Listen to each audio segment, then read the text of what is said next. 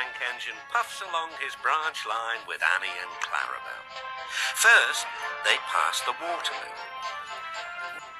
Next, they come to a big farm. Then they can see a bridge with a village nestled either side of it. This is a special place. Whenever children hear Thomas coming along, they stand on the bridge. They stand on the bridge waving until he is out of sight. One day, Thomas was running late. He had stopped at the signal before the bridge to talk to some new children. Percy was waiting too. "Hurry up, Thomas," called Percy when the signal dropped. "If you're late, the Fat Controller may get a new engine to replace you."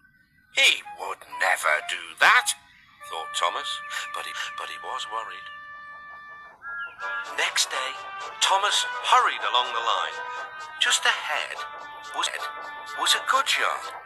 There, on the platform, was an inspector waving a red flag. Next, Thomas saw some children. They were waving too. Something must be wrong, thought Thomas. This station is for goods, not passengers. "Help, Thomas, help! We are glad to see you," called the children. "Please, will you take us home?" The station master explained to Thomas's driver that the school bus had broken down and that all the parents would be worried if the children were late.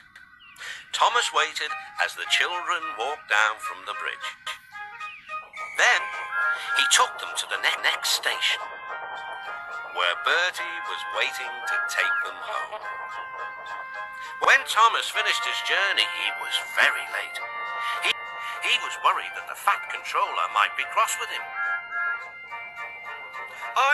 I warned Thomas," puffed Percy to James. "He's been late one time too many. He'll be in trouble now."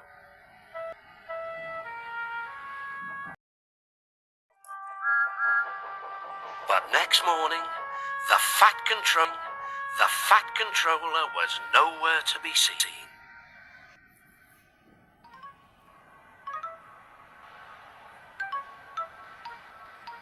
"Thank goodness," sighed Thomas.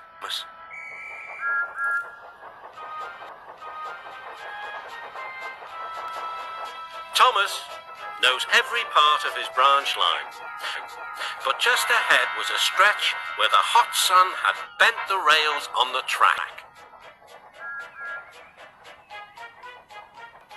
"Careful, Thomas," called his driver, but it was too late.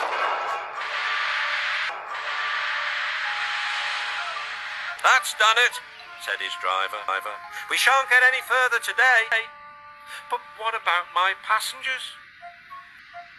"Don't worry, they'll be looked after," replied his driver.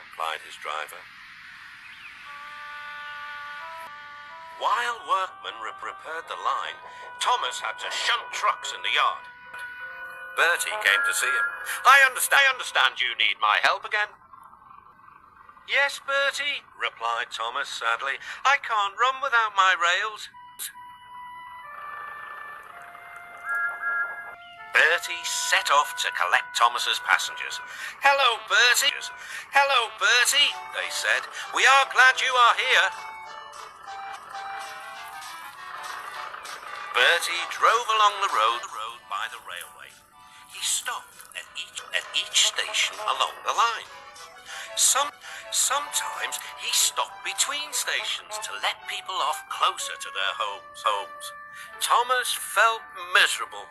"I've lost my passengers. They like Bertie better than me." The Fat Controller arrived. "Your branch line is repaired. I'm going to change your timetable so that you and Bertie can work together more." When Thomas reached the station, there were all his passengers. "Bertie is a very good boss, but we missed our train rides with you," they said. Later, Thomas spoke to Bertie. "Thank you for looking after my passengers." "Oh, that's all right, Thomas. I like to make new friends, but I'm glad to share them with you."